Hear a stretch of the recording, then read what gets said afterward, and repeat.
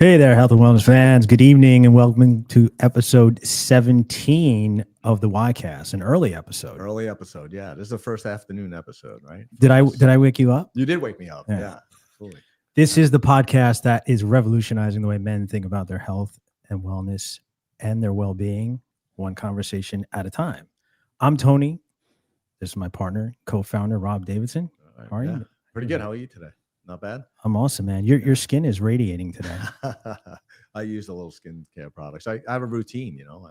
Actually, that was my next question. I want to know what your routine is because I'm a little jealous. Are you? Well, not really, but I still, for audience sake. And what's your deal? What do you do? I do morning and night. Morning, night? Yeah. Moisturizing to me is the key. Yeah. Moisturizing, but inside and out. I do a lot of hydration with electrolytes and things like that too. Because a lot of people drink a lot. You could drink a lot of water, but I don't know if I told you this. Yeah. My last blood test showed that I had low sodium because I drink so much water. Oh, wow. I work out a lot. I drink a lot of water. So my sodium was low. And I'm like, I bet I probably should have more intake of electrolytes during the day too. Yeah. I think that helps also hydrate, across the board. So, well, what's interesting, what you just said, it hits you like a ton of bricks because when I asked you that question, I'm expecting, okay, you moisturize, you put serum on, you know, whatever you do, but you immediately went to your hydration. Yeah, absolutely. Which translates into, it's funny because I don't have dry skin. I typically, because I'm always working out, but it dries out afterwards, right? After you shower or whatever. Right. So I think moisturizing is probably one of the keys. I'm sure we'll get into it today. Yeah. That's not my expertise, but that's what I moisturize every morning and night. And I use Retin A, honestly. I started using Retin A. Yeah. Which works pretty well. So, well, we know too because we've made so many different skincare products. Yeah. Over time, I know myself. When you're working with different raw materials and you have to research the raw materials, and then you're learning about, you're learning about retinol, you're learning about hyaluronic acid and these things that are super important for your skin. Which again, I'm not an expert either, but we'll let our guest, absolutely, give us this masterclass today. Yeah, it's gonna be great. So speaking of today, we have our special guest, Dr. 𝗦𝗞𝗜𝗡, who's a board-certified dermatologist, who will be leading today's discussion as we dive deep into, what's been increasingly important for men of all ages, which is skincare. Yeah, I'm lucky because I started years ago, like 15 years ago. My wife at the time, she was like, "Hey, you better hurry up and get some skincare going." She should have started you earlier. She should have started me earlier. Yeah, I'll have to say something. Yeah, but speaking of that, I mean, you say your wife. It's always been, I guess there's a stigma around. Yeah, it's getting better now. I never thought about it. Yeah. Honestly, to me, it was like I get up, I shower. Yeah. I may throw lotion on or whatever, but I never really thought about it. Yeah. And as you get older, you're like, oh man, I probably should have thought about this earlier. Right. Including sunblock, right? And stuff like that. But I started late. I was a late starter. And we all know how important sunblock is, or the SPF world. But it's always been a predominantly female driven category or lifestyle. Yeah. I mean, I wouldn't walk into, at the time, I wouldn't have walked into a store and thought about buying my own skincare product. No, right? No. In fact, it was a little bit like, oh, I don't want to look like I'm being whatever, a girl. I don't know, but, so well, finally, finally. No, I mean, look, I think everybody, especially and we're gonna go through like some of the main topics that men need to adhere to as far as skincare and but I think every guy out there needs to, just approach it, one at a time. You don't have to like do all these different topicals and things like that. But what you can do is go to projectwhitenow.com and check out our moisturizing hydration cream, which is really good. I use this every night. Yeah, I use it too. It's good. It's really good. And then our serum. This has been phenomenal. We keep selling out of this, but you do get a 20% discount if you go to projectwhitenow.com and enter code projectY20.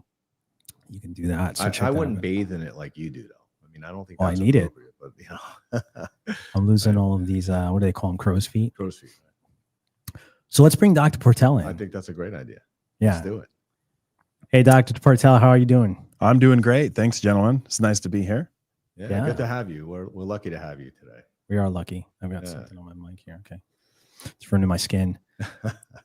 So, Dr. 𝗤𝗡𝗡𝗡, you have quite a following I've watched so many of your videos and you know, the different social medias.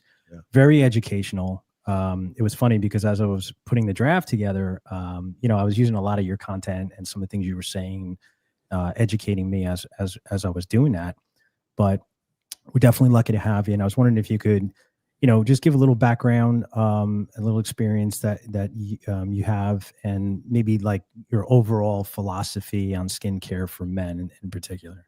Yeah, absolutely. I'm a board certified dermatologist, as you guys mentioned, and I practice in Boise, Idaho. I'm an Idaho native. There you go. So when I finished all my training, I came back to Idaho, and with a few bumps in the road, ended up opening my own practice here, and have learned, you know, always learning. And I think that's key for everything that we do, is always trying to learn and advance and become better in your craft, and finding that each type of patient has their own unique needs, and getting a sense for how you can help them to be the most effective in caring for their skin, and that the skin is just one part of the equation of their overall health. And when it comes to men, as you guys mentioned, there is kind of a stigma or a resistance to getting into skincare, and the skincare market is, of course, female dominated, and many guys and teenage boys they're just using whatever happens to be on the counter. And I've had women in my office, and they're complaining that I need to get something for their teenager because their teenager is grabbing their $200 moisturizer or something, because that's all that there is to use, and they won't ask for their own thing. So when it comes to men, it's important to understand what their goals are. They have different goals than women in many cases. The crow's feet can sometimes be looked at as a distinguishing feature as we age. It's not necessarily something that guys are always trying to get rid of. That's what I tell myself. Anyway. You know, they want to look age appropriate. They want to look distinguished.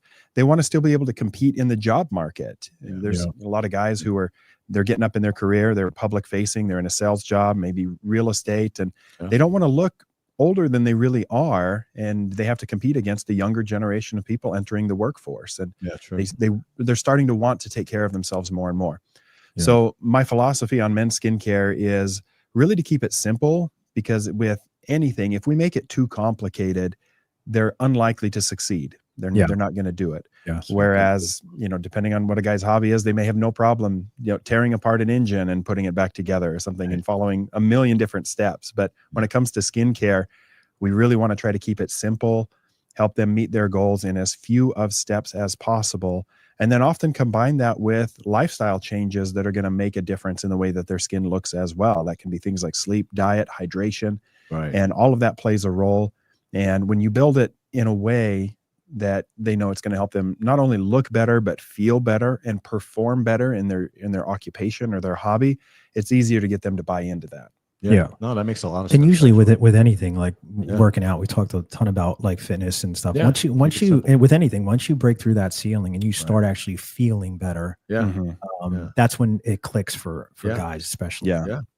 No, I agree. I mean, once I got into that routine, like I said, you know, my wife, she said, "You're doing it," and I did it, and I just kept doing it. It felt good, and you feel like, you know, you look better, and things change. So absolutely, it's right.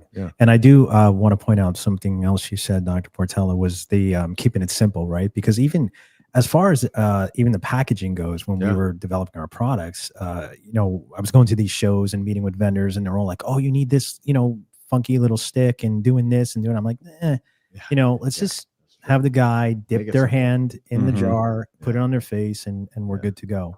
So I think that's overall, keep it simple. Keeping it simple. I can agree more with that. Absolutely. So why don't we lay some groundwork down, and maybe we can explain some of the unique properties of men's skin opposed to women's skin, and then, you know, some of the pillars of you know, some type of effective routine and what you think that, you know, that entails. Right. Yeah. So men's skin is different than women's skin. It tends to be thicker on average, have more active oil glands. We call them sebaceous glands in dermatology. And the sebaceous glands have receptors on them for testosterone. And when testosterone gets to those receptors, they're going to produce oil. So men are more likely to be those that have oily skin than super dry skin. That can change as we get older. And this is why we see acne start to develop in our teenage years. As boys and girls go through puberty and that testosterone rises, the oil glands become a lot more active. but men have a higher concentration of the oil glands. They're more active due to the higher levels of testosterone. And that, you know, really has to necessitate that we treat their skin slightly differently than the women. There's a lot of overlap, but there are some nuances that we try to pay attention to as we approach men's skin. And women go through menopause, obviously, and that sharp drop off of hormones leads to rapid changes in the skin. And men don't necessarily get that, but men have the unique, you know, situation where when it comes to outdoor jobs that expose us to dirt, oil, toxins, men are more likely to be working those manual labor jobs that expose them to completely different things. And that takes a toll on the skin in a different way than many women might be exposed to. Yeah, that makes sense. And so when we're building a skincare routine, we think about what are you doing for an occupation? What kind of things are you exposed to? And ultimately, kind of the first step of any routine is going to be a really good cleanser. We want something that's going to just make you feel good, refreshed. It's going to remove dirt, oil, sunscreen if you're wearing that. We're not so concerned with removing makeup in many cases, unless you're a news anchor or something, or some guys, you know, choose to wear makeup. But or Tony. So, but ultimately, we want a cleanser that's going to treat the skin well, something that's pH balanced. Our skin's pH is actually slightly acidic. So the purpose of that is it helps to fight off bacteria, viruses, fungi, all the things that are bombarding our skin every day. Like you guys mentioned, it's our first line of defense. Absolutely. And we don't want a traditional soap that has a really basic pH, a really high pH, because that's just going to tear apart that skin barrier and make us susceptible to having things get in the skin that are going to irritate us, that are going to potentially cause infections. So a pH balanced cleanser is going to be just mimicking the pH of the skin. It's going to be slightly acidic, probably not as acidic as the skin barrier itself, but it's going to remove excess oil, but it's not going to strip away all of the natural oils that your skin produces.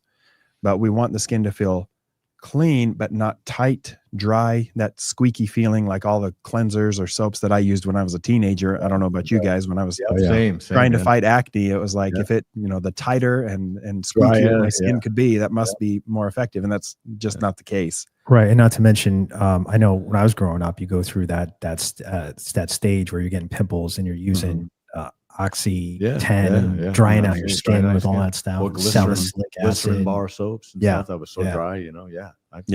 I tried everything when I was a kid. So what would you say would be a good routine as far as, you know, what time of the day, just on the cleansing part? If you're going to be cleansing, nighttime is generally the right time to cleanse, because you've been out all day, and obviously people have their unique circumstances. Maybe you're working nights and you want to clean basically at the end of your work day before you're going to sleep, and just kind of start with a clean palette at that time. Now, depending on how many skincare products that you're using, what else you're putting on the skin, you may want to cleanse in the morning. You may just want to splash with water in the morning. And in many cases, that's okay to do. If you're working out, if you're hitting the gym, it's important to clean after that, because you've now sweated. If you're at a gym, who knows what you're getting exposed to on the equipment, if people are not wiping down the bench or whatever it is that they're doing. But you want to clean after those situations as well. So I myself clean morning and evening. If I work out in the morning, so I wash after that, but I'm not cleansing before a workout, for example, first thing in the morning. Yeah. Likewise, I think I do exactly what you do. So that sounds good. I'm on the right track without knowing. We have a question. We'll answer it in a little bit, because we're gonna get into products. But the question was, is there a skincare product, you know, for seniors that work? But let's stay on track, and then we'll when we get to the products that you recommend, we'll throw that in there. But that's a good question. So I think the next one from my research was like moisturizing. Would be probably the next thing. Moisturizing is, I think, more important than people give it credit for. There's an idea that if you have super oily skin, you don't need to use a moisturizer. If you're acne prone, you don't need to use a moisturizer. It's important to know from a dermatological perspective, anytime you have skin disease, whether that's acne or eczema, psoriasis, rosacea, there is some level of skin barrier disruption or dysfunction, because something has broken down in your skin. And that's where using a moisturizer is going to help to put back in your skin the lipids, the triglycerides, the things that your skin needs as the building blocks of that skin barrier. And there's a lot of ingredients that get thrown around, things like shea butter, ceramides, glycerin, hyaluronic acid, and they all have a role. And many moisturizers may contain one or more of those ingredients. But moisturizing is something that I do recommend for pretty much every patient. And you just have to find one that works well for you. In the wintertime, I tend to use a lot heavier moisturizer. It feels thicker. It sits on the skin a little bit heavier, but I'm more dry in the winter. Right. Yeah. In the summertime, I like a more lightweight moisturizer. It might be a gel-based moisturizer that sits really light, that doesn't feel heavy when I go outside and it's a little more humid and I'm sweating. But I'm always trying to get something on there that puts back in my skin the things that we lose. And as we age, our skin does not make the lipids, the ceramides, and all of the proteins that we need for the skin barrier. We just slow down in producing that, just like our joints, right? We don't, keep making new cartilage and things like that. And so as we get older, we need to give our body the things that are going to help it to keep that skin barrier healthy. So a moisturizer at the end of your routine is the ideal time. If you've done any treatments, any serums, you put that on before your moisturizer, which is going to be your last step in most cases. What is the time frame on that? Because when I put my serum on, like I'm always unsure when to put the moisturizer on after that. Is it a few minutes or? I'm hesitant to always provide a hard and fast rule on there, because if I say, oh, you got to wait, I think in many cases it's great if you can wait a minute or two and kind of let that product absorb into the skin. But if you're in a rush and you're trying to get things done, I don't want you to feel like it's ineffective to have that serum on your face and immediately jump into your moisturizer. Awesome. So I think it's great if you can wait a minute and let that product absorb and get in there, so you're not immediately diluting it, but you still get benefit if you have to just rush right in and get through your routine. Right. I want to touch on a point that you made, Doctor, about oily skin and people not putting moisturizer on because they have oily skin, right? Does that actually does it help actually when you're balancing it? Does it help slow down that oil release in the sebaceous glands if you're balancing out that moisture level? So it doesn't increase or facilitate additional oil secretion. No, it doesn't cause you to become more oily. I think the complaint is people are using moisturizers that are maybe too heavy for their skin. And so it just feels like, oh, I'm just even more greasy now.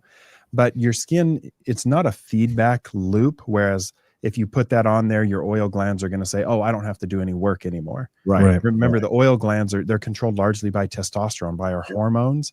And the amount of oil that they produce is going to be the same no matter what. So putting a moisturizer on isn't going to turn them off or turn them into hyperdrive. It's just going to give your skin a little bit of what it needs. So let me ask you, would you recommend what would be like a home remedy? Like, okay, I don't have my moisturizer. I don't have anything around the house. Can I just throw some water? You did your cleansing, but can I just throw some water on my face? Does that help moisturize? Water doesn't really help moisturize. It's going to evaporate really quickly. And in some cases, it might actually pull more out of your skin. And so I do like something that is going to sit on the skin and kind of be somewhat of an occlusive to prevent that extra water loss, or be putting something in that binds the water. That's where hyaluronic acid is great, or glycerin, because they hold on to water and keep it there on the top of the skin. So there's no home remedy. There's not a great home remedy now, and people might turn to the olive oil. Right? Don't use olive oil. If you wanted to use an oil, I guess coconut oil would be better than olive oil. Oh, there you go. But I like a moisturizer that's been made for your skin. Right. Put the can of Crisco. Yeah, everyone's gonna go to Costco next week and buy 10 gallons of coconut oil. Buy a moisturizer, Tony. Come on, don't be cheap. Exactly. It's worth it. Yeah, absolutely. Well, the next, I guess this next thing was when I was doing my research for the show. All I was reading was about is SPF, how important it is, and I guess you don't realize it for someone like me. I mean, I don't go to the beach a ton. But when I go, I do put it on, but I'm not real conscious of it. And just going out, if I'm going to be outside, or like you mentioned, if it's you're in labor force and you're working outside, you may need it, but how important is that? Yeah. Well, I may have a perspective that's different than anybody else, because in my clinic, I see the worst of the worst. I see people who are battling skin cancer. And so I have a biased perspective on this. But what I can say is that without a doubt, sunscreen is the most important thing to prevent skin cancer and aging of the skin. And the more regularly that you can use it, the better your skin is going to be from how old you look and from your risk of skin cancer. Right. Now, sun is the major contributor to skin cancer for some types, but not all types of skin cancer. But avoiding the sun or protecting ourselves from the sun is the easiest way to modify our risk. We can't change if you're a redheaded Irish descendant and you're going to get burned, you know, just from seeing the sun on the TV. Yeah. But we can modify how much UV you get exposed to. Yeah. And so sunscreen, the way that I like to explain it is most people are pretty good. They know they got to put it on when they go to the beach or when they're going to go on a hike and be out for several hours, but they don't remember to reapply. And so they get a false sense of security. They go out. They've been out there 3-4 hours. They haven't reapplied. They get burned and they think sunscreen doesn't work. Yeah. And then you and I have the same issue too, because I always forget to do my head. And I go home the next morning. I just, you know, I'm in so much pain that I get in the shower and I forget, and the water hits in. I'm like screaming. Yeah. It's like a big banner. Yeah. Absolutely. Yeah. And I've cut way too many skin cancers off the scalp of men that when I started shaving my head, I was like, I'm never going to miss a day where I don't put sunscreen up there, because I never want to go through what I've had to do to people. Yeah. That makes sense. And the other side is that it's really, in many cases, it's not that day at the beach that leads to problem. It's that little incidental exposure that adds up day after day. That 30-minute commute in the car where all that sunlight is coming in on the left side of your face, running errands around, and you run into somebody you know, and all of a sudden you're outside talking for 30-45 minutes and you don't have sunscreen on. So I always recommend, just if you put it on every day before you leave the house, you're never going to get caught off guard. And you're gonna find that by the time you're getting to be 50, 60, and you're getting concerned with the things that are growing on your skin, you avoid many of those things if you start sunscreen earlier in your life. You know what's interesting? I fly a lot internationally, so long flights, right? 13 hours, 12 hours, whatever it is. And I was sitting with a pilot right next to me. He was flying with me, going home, and he was putting sunscreen on during the flight. It was a day flight, and he said, "Yeah, the rays up here are worse than when you're on the ground, and it's just real potent." And he said, honestly, flyers, you should be wearing sunscreen if you're going to fly during the day and you're going to be near a window.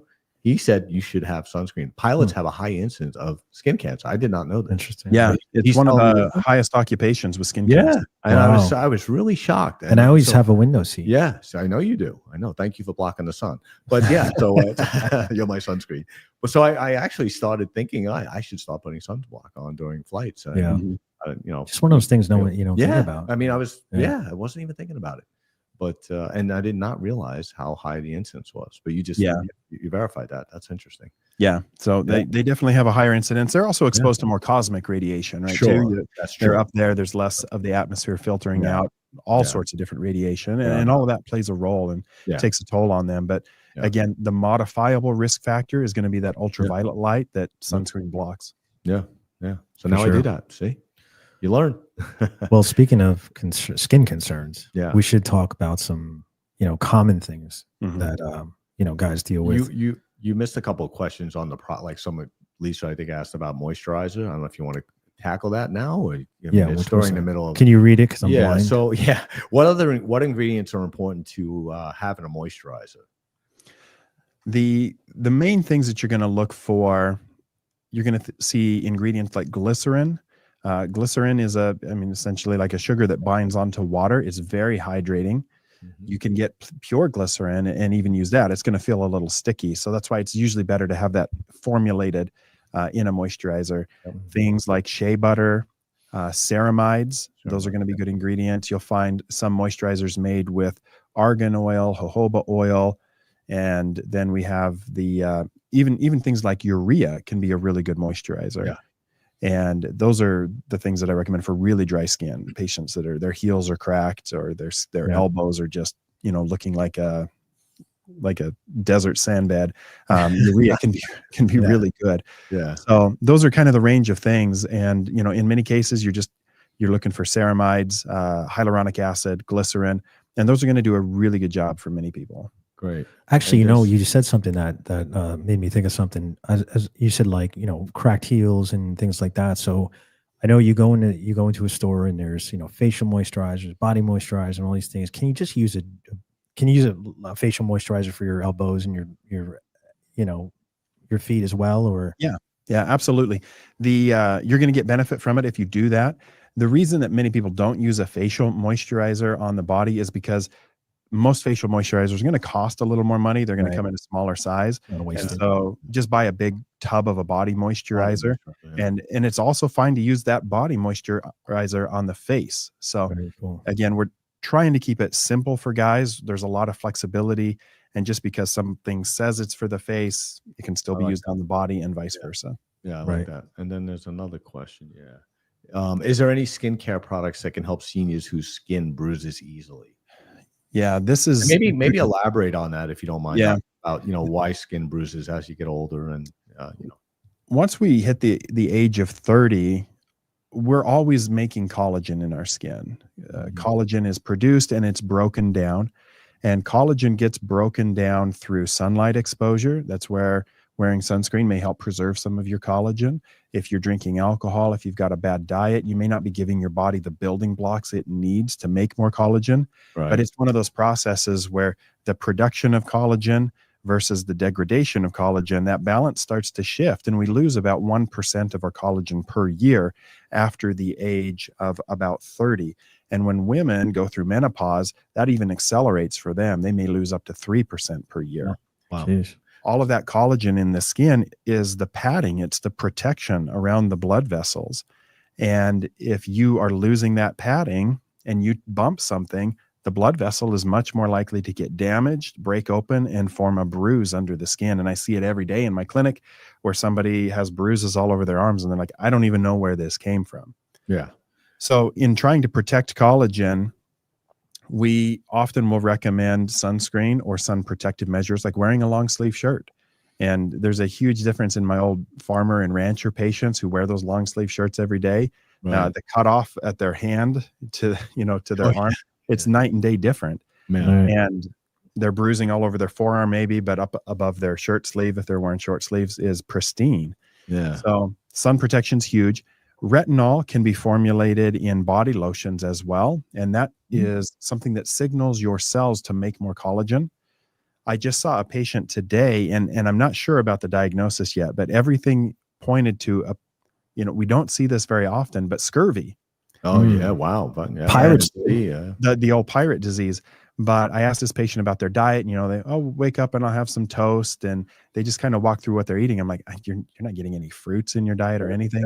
And they had corkscrew hairs, they had bruising all over. Vitamin C is critical to make collagen. And when the pirates and the old sailors were not getting vitamin C, the collagen would break down in their skin, in their hair, in their gums, and so they're bleeding gums and bruising. So I actually recommend, I think you need to start taking vitamin C. That may be the first diagnosis in the US in a long time of vitamin C. And I've never diagnosed it before, and I didn't draw blood to prove it, but she had many of the signs. She's got gum disease, she's got corkscrew hair, she's got bruising.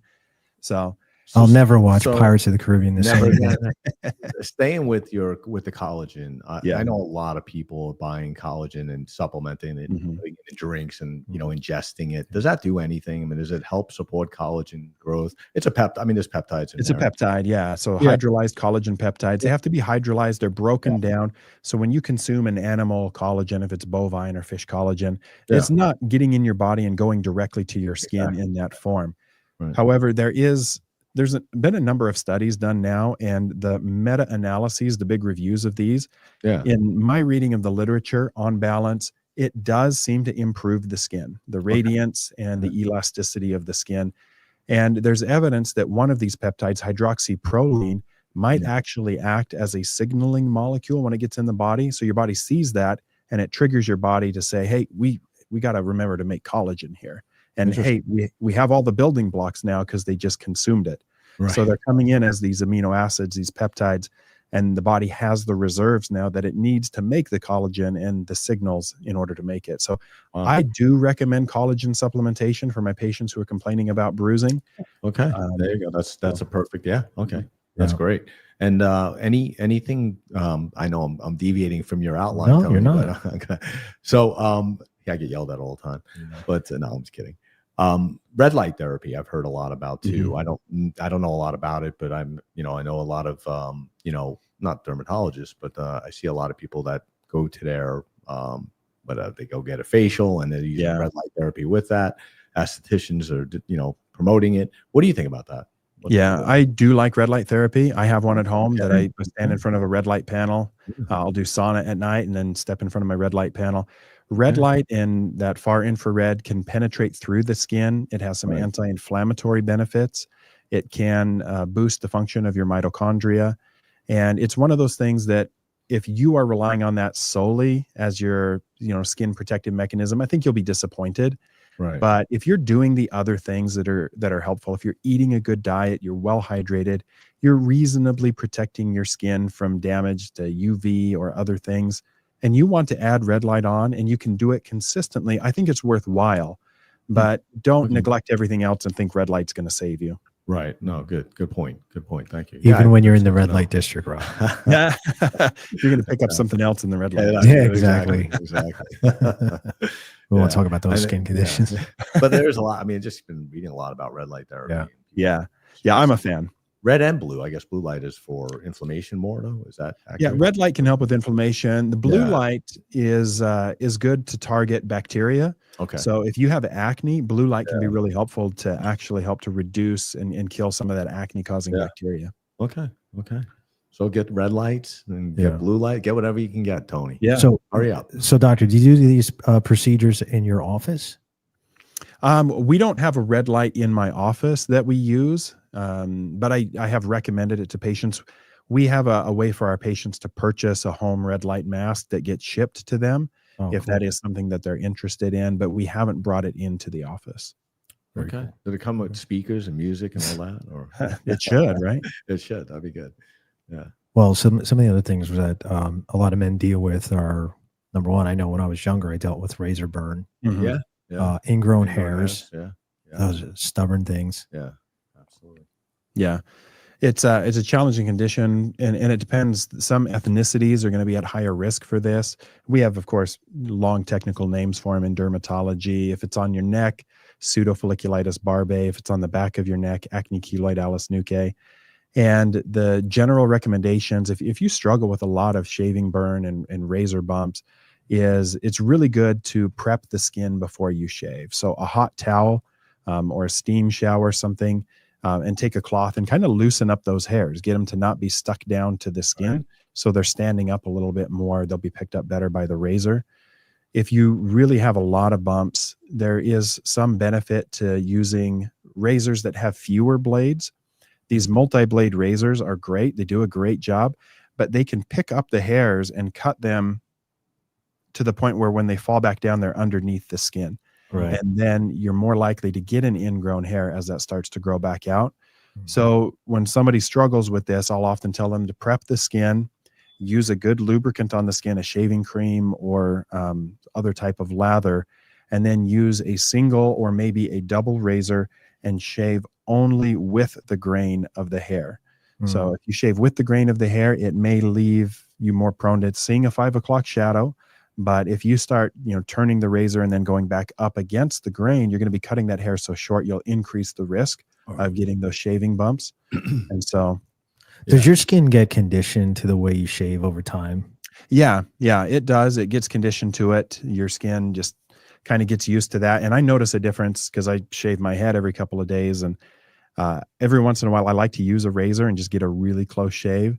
But if I do that, it just, my skin feels different after the razor shave versus the electric that I use most of the time.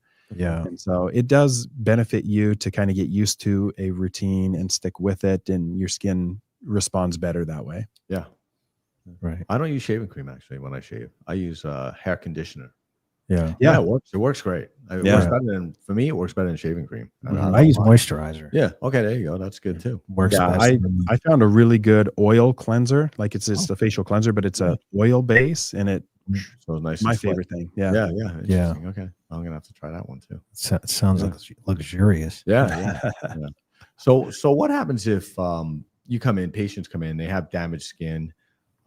Laser therapy, is that something that people do a lot? Does it work? Does it help reverse some of the dark spots and some yeah. Lasers, it depends on the laser that you're using. The lasers are excellent for what they do, but one laser kind of only targets one thing in the skin. It's a single wavelength of light. And so the laser that removes lines and wrinkles is not always the best laser for dark spots or blood vessels on the face. And that's the crappy part about being a dermatologist, is if I want to treat red vessels on somebody's nose, I got to buy a whole another laser that costs $200,000. Yeah, no, they're expensive. That's for sure. Yeah, they're amazing pieces of equipment. I've seen them. Yeah, pretty amazing. But they hurt. I'm just kidding. They do. Yeah, I mean they're just like a rubber band. They're generating heat in some way, and they can be painful. And so when consumers, when listeners are looking for laser treatment, you really have to do your research and make sure that the problem that you want to tackle, that the practice has the laser that is truly the best for that. Because I've seen many cases where a practice has one laser and they try to do a little bit of everything with it, and they'll take people's money, and people are kind of disappointed with the results because that's not the best laser for the problem. Yeah, it can help a little bit, but another laser is a much better tool for that thing. Yeah, I imagine the different wavelengths are going to, be different, right? Yeah. If you only had a hammer in your toolbox, I mean, you can do a fair amount with it, but it's certainly not going to, do everything for you. Right. True. Yeah. Right. Good point. Good information. Yeah. So I'm sorry. You can go into your outline now. Teasing you. Well, someone's got to keep the show on track. No, exactly. Well, let's jump into acne, because this one is we all go through it, right? And I think like I've grown out of it, but there are a lot of men out there, middle-aged men that still suffer from this. What's your overall thoughts on how to treat acne and what that routine looks like? When it comes to acne, the treatments can in many ways be similar to what we do for teenagers. We rely on a lot of the same active ingredients. We may turn to more active ingredients in the cleansers rather than just a gentle cleanser. We might be picking up a cleanser that has benzoyl peroxide or salicylic acid to remove even more oil, or the benzoyl peroxide can help to kill the bacteria that cause acne. We'll use tretinoin, retin-A, some type of retinol to help improve the cell turnover, to stop the pores from getting plugged up. And the adult men that have acne are kind of in two camps from what I see. One is they've just always had really oily, acne-prone skin. It's just what they were blessed with, and they never fully grow out of it. And then the other one is the group of guys who get on testosterone. And testosterone replacement therapy, I think, is a wonderful thing that has been underutilized, and many more guys are getting on the bandwagon of that. And I think if it's done appropriately and you're monitored, it can have great benefits. But once again, you're introducing a lot more testosterone into the system, and your oil glands just aren't used to seeing that much testosterone. And so they go wild again, and you start getting a lot of acne. And for those patients, when they start responding, they're hyper responders to that testosterone. It's really hard to treat that acne. And we do all the topicals, and in many cases, the only thing that really gets them to clear up is a course of Accutane. And we can safely do that in adults. And sometimes I'll do a regular course of Accutane. And sometimes if we know, you're going to be on testosterone for the rest of your life, we're going to do this in such a way where you take 1 or 2 Accutane pills a week. And that way you don't feel any side effects. We're not hurting your liver, and you can be on it for a much longer period of time. And we're balancing the risks and the benefits that way. Yeah, that makes sense. Yeah. If you are, let's say you're a middle-aged guy and you don't have any acne, and then, you are going on a TRT, and then you start to see this, what would you recommend going to see a doctor if it's persistent? Yeah. If it's persistent and you've tried the topicals that you can get over the counter, benzoyl peroxide, a retinol. The retinol that I would recommend over the counter is called Differin or adapalene. Adapalene is the active ingredient, and there's more than one company that manufactures adapalene now. But that used to be prescription, and it's probably the best retinol over the counter. And if you've tried that, you're not getting the results that you would like to see. then I would see a dermatologist, because in particular, we want to prevent scarring. You're on testosterone replacement therapy because you want to look better, you want to feel better. And if all of a sudden you're starting to get scars on your skin and deep cysts, we need to correct that. Yeah. Right. And so getting on the prescription retinols that are available that are stronger than what you can get over the counter. And then again, if we can't quite get you there, we'll have a conversation about Accutane and determine if it's appropriate for you. It's not a one size fits all. Not everybody needs it, or not everybody should have it, but there is a case to be made for it. Yeah. And I think that's another thing guys there's a stigma around too. Yeah. You know? Yeah. Well, this next part we put specifically for Rob. Let's talk about aging. Excellent. So how not to age. I want fine lines, sunspots, all those wonderful things we're dealing with, right? Yeah. What do you mean we're dealing with? I'm sorry, you. What's this we? Yeah. Exactly. So this is all very individual. And again, this is an area where I don't think guys have had the scrutiny that many women face as they start to age. And that's a luxury that we have as men, is that most people it's very socially acceptable for men to start showing the signs of aging. And we can all, see examples of Hollywood stars who are, as the men get older, they get more refined and dignified, and they still get the roles, but women can struggle a lot more. And that's when we see people really diving into plastic surgery and fillers and things. And unfortunately, we've seen horror stories happen because of that. So if this is something that bothers you, if you still want to do something to maintain a competitive edge in the workforce or whatever it is, again, prevention is the best medicine. Sunscreen, retinol earlier in life to prevent those problems.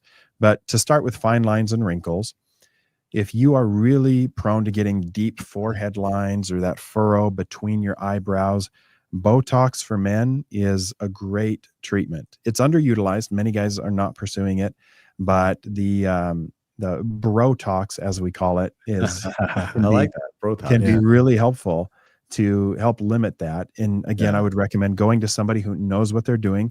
Right. Men typically need higher doses of Botox because the muscles are thicker and stronger. Right. And the anatomy of men is going to be slightly different. And I've seen, unfortunately, guys treated elsewhere where their eyebrows are really heavy and they're right above that orbital rim. They're sitting right on the bone. And somebody treats their forehead way too much and they look like a Cro-Magnon after that. Their eyelids are just sitting down heavy. And it'll wear off, but it's not fun to go through. So you have to have a light touch when you do it, but still dose appropriately. I earned these lines. I'm keeping them. and that's fine. And that's great.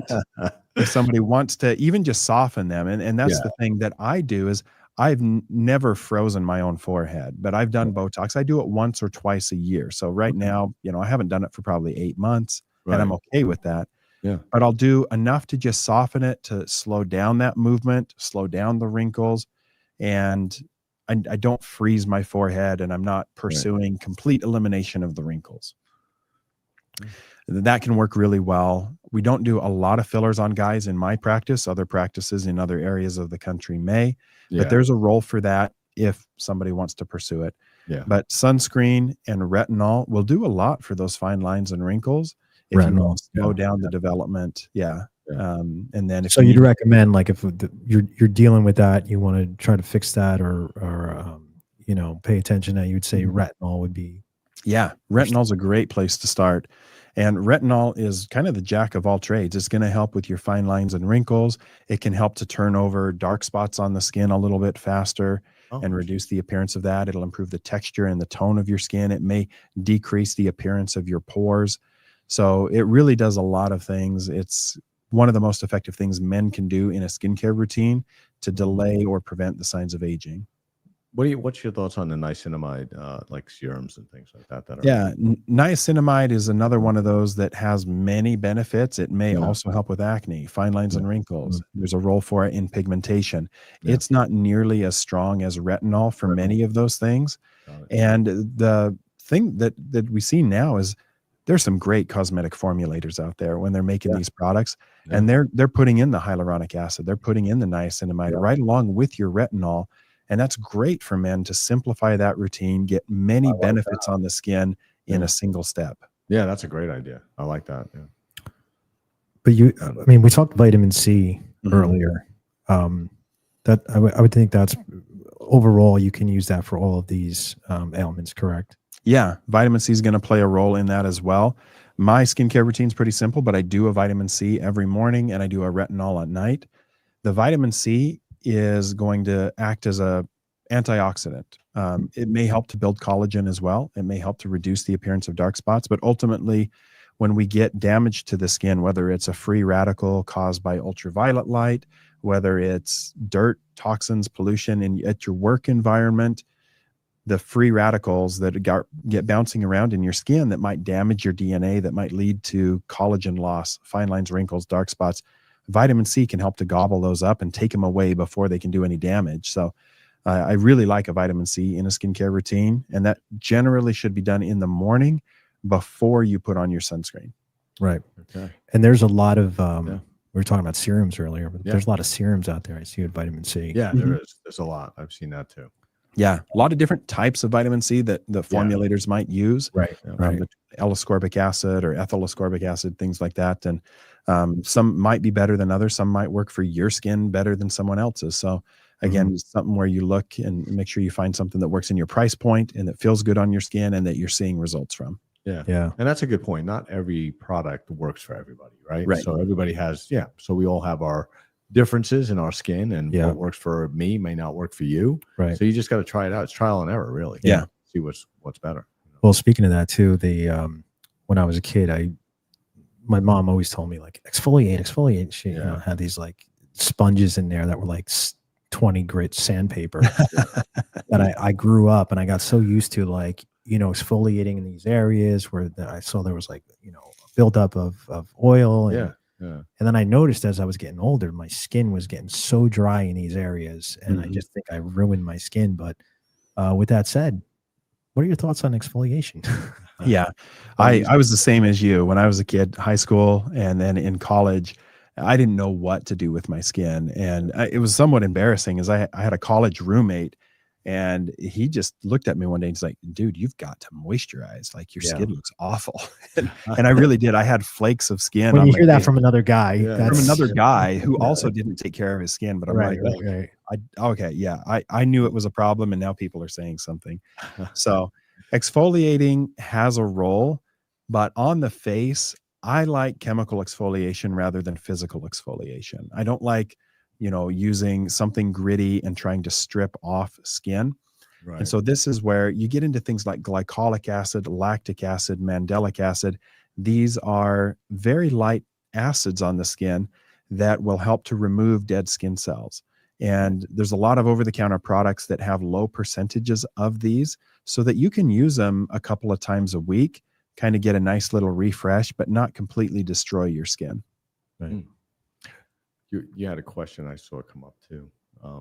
If you want to jump on that, because we did talk about sunblock. If you want to jump back, you want me to do that? Please read it. Yeah. So here's the question. I don't know if you could see it, Doc.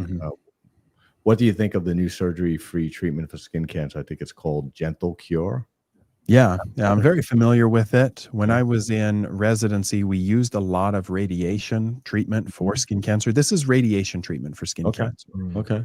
And there are good cure rates when using this, but you have to be aware of the risks because, again, we're talking radiation, right? We all know radiation can cause cancer as well.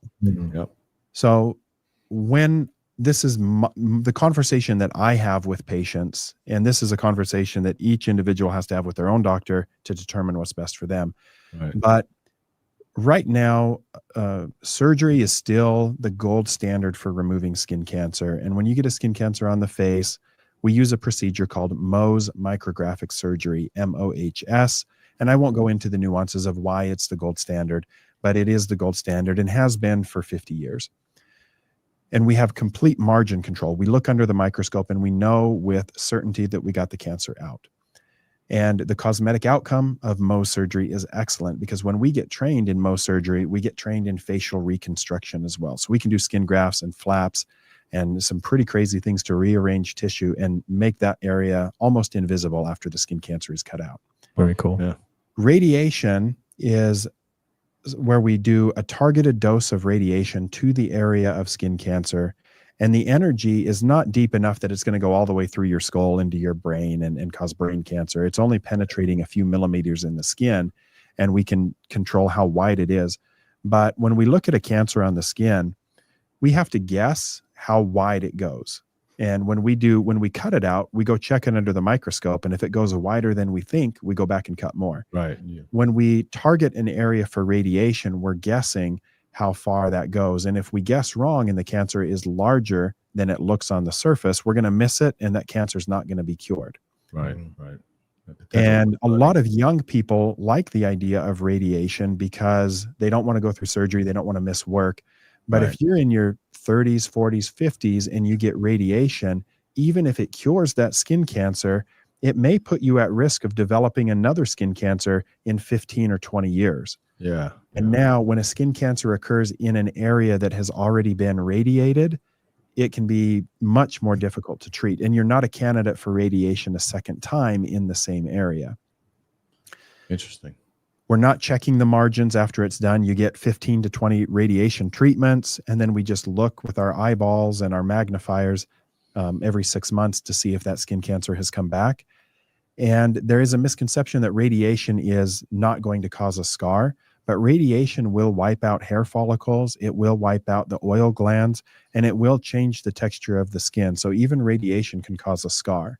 I like to reserve radiation treatment for my patients who are 70 or older, because in 20 years, if they were to get another skin cancer, it may not be a factor for them. May not, yes. And they're often, surgically fatigued. They've already been through, 20 skin cancer surgeries, and they're like, I just don't want to get caught on anymore. And I can sympathize with that. And then we don't do radiation in my office. Again, it's one of those $500,000 machines I don't want to buy. So I refer them to the hospital that has the machine. Yeah. So there is absolutely a place for radiation. The direct to consumer marketing, I think, makes it sound better than it is for all patients. It really comes down to having a good relationship with your doctor, that you trust their recommendation, that they're going to help you choose the thing that's best for you. Yeah, that makes sense. Yeah. Yeah. And I like your idea. I mean, obviously 70, right? You can do that because it's gentle. It's, 15 to 20 years, as you said, if it causes cancer, probably not going to be a big factor at that point. Yeah. But the other thing that I've had a lot of patients, even if they're in their 70s or 80s, and they're saying, I think I want to do radiation. And then I say, all right, we're going to refer you. You're going to go over. You're going to have to go in every day for 3 or 4 weeks to get a radiation treatment. Yeah. And they start thinking like, I got to go to the doctor 20 times in a month. They're like, no, just cut it out. Exactly. And you could do that real time because you're looking under the microscope as you're doing the surgery. Yeah, we cut it out. A lot of people don't realize that. You're doing it real while the patient waits. Yeah. And then I walk back in the room and say, we got it all. Let's put in your stitches. Or, hey, I got to take a little more. I'm going to check it, and then we'll be back. And so in the same day, we remove the cancer. They know that it's out. We don't have to wait a week for a pathologist to tell us. They get their stitches and they go home. So cool. That's to me, that's the way to go. That should be the gold standard, actually. Yeah. You're taking out the risk, Yeah, exactly. Yeah. And you look cool with a good scar. Yeah, absolutely. Yeah. Well, speaking of looking cool, let's talk about some well-known lifestyle aspects that can help. Because Rob mentioned after the intro, I was talking about skincare. I'm like, what's your routine? And you're like, well, I drink electrolytes. So I didn't even think about going for inside out. Yeah. But diet, hydration, sleep, stress. What are your thoughts on some of these things, and how can guys improve, their outer look? Yeah, it's underappreciated. All of these things are so important. To talk about diet. If you drink a lot of alcohol, your skin's just going to look worse. It really is. There you go, Rob. That's why I drink electrolytes. Alcohol is it is a toxin to the skin. It's a toxin to many of our tissues. Sure. We used to have this idea that maybe a glass of wine at night was healthy for your heart, and that's pretty much been debunked now. So there's not really any true health benefit to drinking alcohol. It's maybe not the worst thing in your world if you have a drink now and then, a little social lubricant. But just know there's no redeeming improvement for your health. And it just has downstream effects that impact your metabolic health in many other ways, in addition to being directly toxic to your skin, increasing the risk for acne and rosacea. I know if I have a couple of drinks, if I go to a conference and I have a couple of drinks, when I get home a few days later, I'm going to start breaking out with acne. It's just going to happen. Oh, wow. So, and that's the way that my skin responds. It may not be that way for everybody. Eating a well-balanced diet, lots of whole foods, vegetables, fiber, there's a huge connection between your gut health and your skin health. It's not an area where we have precision medicine where I'm like, take this probiotic and your acne will go away. But the healthier that your diet is, the healthier your skin is going to reflect. Yeah. And so we, well, yeah, you do have a flora, right, in your skin too. Yeah, so and yep, on your skin and in your gut, and they talk to each other. Yeah. So they signal. Yeah, no question. Hydration. If you're not filling up the gas tank, with water, your cells are going to be dehydrated. Your body is going to prioritize your water and your electrolytes to keep your heart and your brain and your lungs and your kidneys working, and it'll gladly dehydrate your skin in order to do that if you're not drinking enough water. So you've got to put enough in there to make sure that all of your tissues have the hydration that it needs. Yep. So, yeah, makes sense. Sleep's critically important. And a lot of guys, we have this social pressure to work harder. Nobody cares. Burn the candle at both ends. You start getting those bags under your eyes. You start looking fatigued and bloodshot, and your skin will suffer because of that. Just like your brain, your heart, everything repairs while you're sleeping, your skin does too. And if you're not giving your body that time to reset, it'll take a toll on the skin also. Yeah. So, yeah. Good info there. Yeah. Yeah. So, we all have these check engine lights that go on, right? What do you suggest for people? Like, I've never been to a dermatologist. Mm-hmm. Yeah. So, is there a specific time people should go, like every 6 months, or, what's your recommendation on what to look for and when to go overall? Yeah. The thing to know is we have this organization in the United States called the USPTF, United States Preventative Service Task Force. And they generally make the recommendations as to when you should get screened for cancer. They've just said the colonoscopy should start at 45 now instead of 50. Yeah. And women are getting mammograms every year at earlier ages to help catch and prevent breast cancer. Mm-hmm. They have not yet made a recommendation for skin cancer screening, which is in some ways surprising. Yeah. But they haven't recommended that, at age 40, everybody needs to start going and getting skin cancer screenings. So the way that I recommend is if you have had a first-degree relative have a skin cancer, now is the time to go get your first check. Mm-hmm. So mom, dad, brothers, sisters, or a child of yours has had a skin cancer, you should go and get a baseline examination and then ask the doctor, when do I need to come back? Can I do 1 year, 2 years? If you yourself have had a skin cancer, you just bought yourself at least annual skin checks for the rest of your life. Yep. And when I diagnose skin cancer on somebody, then I'm going to see them back much more frequently, maybe every 3 months or 6 months, until we go a couple of years without finding anything new. And then we might let them go back to a year. Right. If you're very fair skinned and you've had lots of sunburns, it's reasonable to go get that first exam and then ask your doctor, when do I need to come back? How often do you really need to see me based on my risk profile? Right. So those are general recommendations. If you don't really fall into any of those camps, then if you're in your, late 30s, early 40s, I think it's completely reasonable to go get a baseline exam and just ask, do you need to see me next year or can I wait a few years? Yeah, I got to do it. Yeah. Yeah. I went this year. I just did mine. Yeah. My screening. Yeah. But I think, let me know how it goes. I think after 55, maybe you should go annual. I mean, I don't know. That would be especially if you're living in a high sun area, you're getting a lot of exposure. I think it's a good idea. Yeah. Right. Absolutely.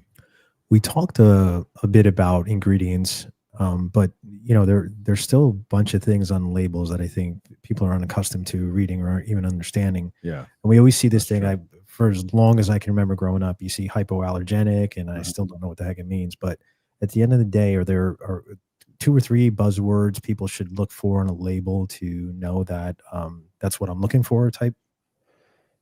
Yeah, I like the idea of hypoallergenic. I couldn't tell you off the top of my head exactly what standard that would be, but generally something that's hypoallergenic isn't going to have fragrance in it. It's not going to smell fruity or flowery. And there's just going to be fewer things in there that could cause allergic reactions on the skin. And there's a handful of things that are more likely to cause that. Fragrance is one. Nickel is something that causes a lot of skin allergies. That's not going to be in your skincare products, but in certain jewelries and things. Yeah. So there's common ingredients that can lead to reactions that will be left out of formulations that are considered hypoallergenic. You want to look for things that are non-comedogenic. That means that they have been tested not to plug up your pores. Nobody wants to start a skincare routine and then get a bunch of acne from it. And most of the products on the market today are pretty good with that respect as being non-comedogenic. Would you say for sunblock, sunscreen, a zinc-based is the best, or what in your opinion, what is the best type of, Yeah, I always say the best sunscreen is the one that you like to use. I like that. I like that. And so for me, as a guy that I want to put sunscreen all the way up over my head and I have facial hair, you know, when I'm going to go see patients or when I'm doing social things, I don't want a zinc sunscreen because they clump up in my beard. And I just don't want a white cast. If I'm going to be on the beach all day with my kids, I'll paint myself white as a ghost because I don't care. I'm not out there trying to impress anybody. I just don't want to get burned. So for me, it depends on the context. If I'm going to go run 5 miles, I'll paint myself up white with a zinc water resistant sunscreen and go have a run. But in social settings, I'm going to be using a chemical sunscreen.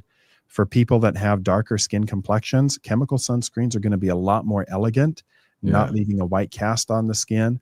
And so it's about finding one that you like to use that feels good on your skin and offers at least an SPF 30 protection or higher. That's what I do.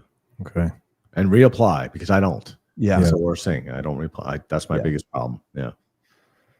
I forget. I'm in the moment, hiking or coaching or whatever I'm doing. Right. And there's so, you know, many companies have tried to make it very easy. When I go hiking or camping with my kids, I take the sunscreen sticks, throw them in my backpack. And it, you know, like I'm playing football or, you know, painting some paint under my eyes, and I can just wipe that on. And I, you know, if my hands are sweaty or dirty, I'm not smearing that all over my face. I just use that. And remember to do the back of your neck. I always forget to do the back of my neck. That's the biggest place. Pain the next day. It's a big area too, big surface area back there. No, this has been great. So you're a guy and you're listening to the show, and tomorrow you're going to start your skincare routine and you go a couple of days. What's your overall advice for men starting this out? And, you know, obviously there's going to be some patience, but what would you say is your overall advice for men starting a new skincare routine? Keep it simple. You do not need to jump into a bunch of things. If you are struggling to be in the habit and you're like, all right, I'm really going to commit, I'm really going to do it this time, wash your face and moisturize at night. And then before you leave the house in the morning, throw on a sunscreen that feels good on your skin. And if you can do that consistently, it's going to pay off over the course of your life. And then if you find like, I don't like these dark spots or these lines and wrinkles, and you want to start adding in a step and you've proven to yourself, I can do this consistently, and adding in one more thing is not going to be bad. Throw in a retinol at night, throw in a vitamin C in the morning. And then again, from there, you're consistent and you're like, all right, I want to tackle this thing. Find the ingredient or the product that treats that specific thing and then add that into your routine. And sometimes you might have to add that in and take something else out if you find something that does more than one thing. So just keep it simple and just get in the habit. So don't set yourself up for failure by trying to do too much all at the beginning. I think that's good advice. Absolutely. I mean, especially for guys. I mean, keep it simple. Keep it simple. But at the same time, you know, your skin is a reflection of your overall health, right? Improves your confidence, your appearance, and I think your overall well-being is what we're, you know, talking about tonight. Absolutely. And a lot of guys may think like, I don't really care, like nobody notices. But when you start doing it and the first person that tells you like, your skin looks really good, or I would never have guessed you're that old, it feels pretty good. Oh yes. I get that every day. Absolutely. They don't. They thought you were a lot younger. Well, Dr. 𝗞𝗚, I want to thank you. This has been incredibly educational for me again. And you know, such a pleasure having you. Appreciate you taking the time. We'd love to do like maybe a part 2 on this, because I know there's so much we didn't even cover. You know, a lot of stuff we want to talk about. But where can people find you? I'm on pretty much every social media platform under the handle at Dr. Dustin 𝗠𝗏𝗏, Dr. Dustin 𝗠𝗏𝗏𝗏.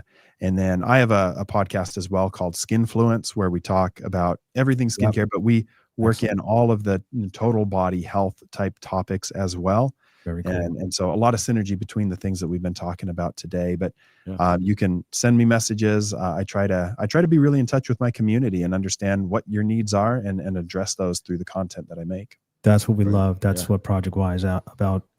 So, you know, guys, I know we talked about first steps, you know, maybe go out, get that moisturizer, but first step, go to Dr. Portela's Instagram or listen to his podcast. I think that's the first step, is educate yourself a little more. Educate, that's the key, is educating yourself. And then go and spend the money. Yeah, I agree. I couldn't agree more. Yeah. Well, thank you, Dr. Portela. Thank you so much again. Maybe we can have you back on and talk about some other things. We appreciate it. Sounds great. Yeah, I think there's plenty of questions people have that we could answer. So absolutely. It's a pleasure having you. If you enjoyed this episode, hit that like button and don't forget to subscribe. Share it with your friends and family, and drop your questions in the comments below. If you have any questions, we can even send them straight over to Dr. Portela. I'm sure he'll be happy to answer them. Thank you to RCJ Productions, Keith and Lindsay, our producers. Keith, where can everyone find you? So go check us out at www.rcjproduction.com.